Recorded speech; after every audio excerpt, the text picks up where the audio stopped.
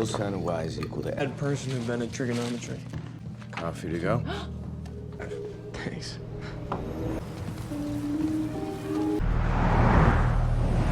Yep. Sorry, Dad. It's after school. How's that going with her, bud? She has bad... I was driving myself to school. Celebrate tonight. Okay.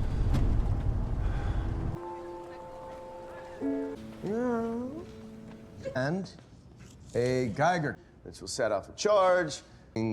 Crazy. Both decaying and understanding the universe. Is both alive and it... Work with an oil dries very quickly, so Oh, it's incredible. I would love to, but back to back. You know, there are less eggs.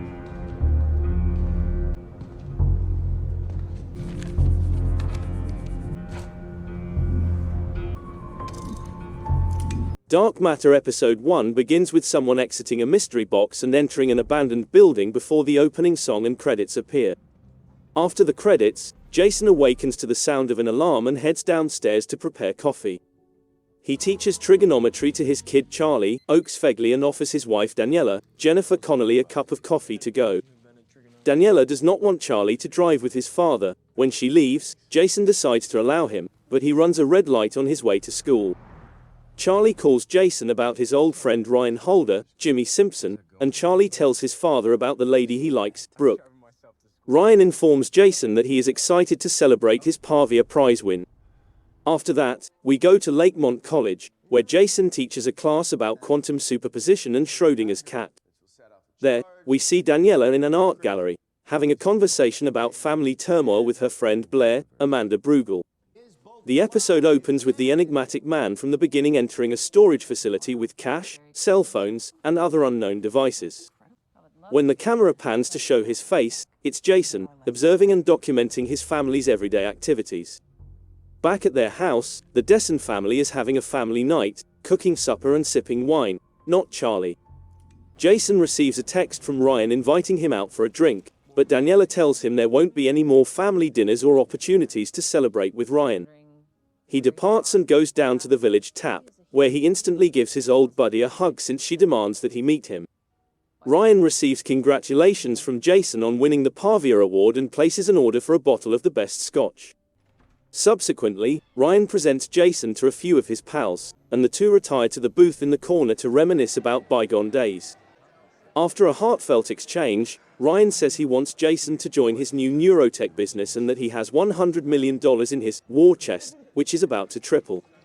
Before Ryan informs Jason that the firm is located in San Francisco, Jason is fascinated by the concept. After telling him no, Jason leaves the pub and discovers Daniela is phoning. Distracted, he turns down her call and nearly gets hit by a taxi in the middle of the street. He is heading home through a dark alley when he is approached by a thief with a gun, demanding to get into a nearby car in exchange for his wallet and phone. Jason is threatened with death by the mugger if he doesn't follow his instructions exactly. Then he adds, "Drive," pointing the rifle at Jason's back of the head. The thief unlocks Jason's phone using the passcode he knows to view Daniela's texts.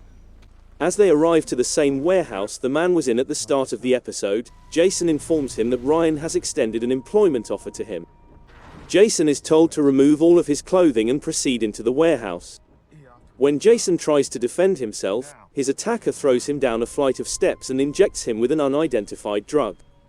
He informs Jason that he will soon pass out and orders him to unzip the bag and put on some clothes. He then asks Jason whether he's content with his life and if he's ever considered what could have been. She advises him to make this new life his own, even though he would likely be afraid. As Jason fades into unconsciousness, he asks the man who he is, to which he only replies, "You wouldn't believe me if I told you," as Jason collapses. Uncertain of his surroundings, but surrounded by bright lights and physicians, Jason awakens. After collapsing once more, he wakes up on a bed and tries to get out, only to find that he is trapped in his room. Jason asks the lady who knocks on the door and enters a few seconds later. When she asks Jason whether he knows who she is, he replies that he doesn't, and she introduces herself as Amanda, Alice Braga. When Jason inquires about his condition, she responds that they will work things out together and that he has been released from quarantine. As she leads him inside a well-lit area, Leighton Vance, Deo Okanee greets him. When he switches a switch, scores of people outside the room can be seen cheering Jason on. Layton claims he is the only one who has come out of the box and that the majority of the squad came running in from the city to see him. Jason replies that his final memory is of sitting at a pub with his friend Ryan when Amanda informs him that he has been gone for 14 months and 10 days. Jason then declares, "I don't know who anyone is," during a panic episode. Jason tries to flee as he makes his way back to his room. He exits through the front door, scales a big fence, and dashes into Chicago through the forest. He hails a cab to go to his Logan Square home at 44 Eleanor Street. When Jason returns home, Amanda is there, and his house is completely different from what he left it. It is discovered that the man who abducted Jason is really a different Jason as he enters his actual home. This other Jason abducted his own persona and killed his real Jason. Daniela is standing at the sink as he goes into the kitchen.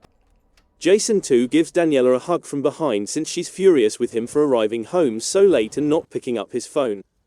He informs Daniela of Ryan's job offer and inquires as to if she recalls his words to her when they made the decision to be together all those years ago. She forgives him because she recalls him saying, at the end of his life, that he would prefer to have memories of her than of a sterile, cold lab. Rewind to Jason 1 and inform Amanda that they share a house when he inquires about her method of entry. Charlie and Daniela are nowhere to be seen as Jason calls out for them. As he walks inside what he recognizes to be his son's room, he discovers an office with his name inscribed on a Pavia trophy plaque.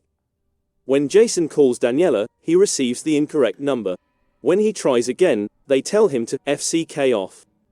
When Amanda inquires about Daniela, Jason responds that she is his wife and he goes back to looking around the house. Jason is informed by Amanda that he is single, but he is irrational and retreats out the back of the home into the alley. Daniela sees a bandaged wound on Jason 2's arm as they enter the bedroom in the meanwhile. When she inquires as to what transpired, he responds, "You wouldn't believe me if I told you," much as he did with Jason 1 earlier in the show.